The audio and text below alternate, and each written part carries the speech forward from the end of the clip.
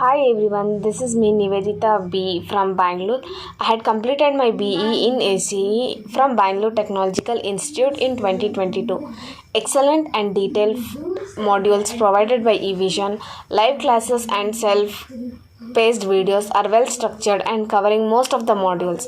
Placement team also conducted telephonic and WebEx interview practice and personality development session. Overall development helps a lot in my placement and I had joined on 3rd August 2022. After 45 days completing my internship, this online program had helped me to immersive knowledge about IT path. Now I got selected in HCL technologies with 3 LPA. Thank you eVision and eVision placement team.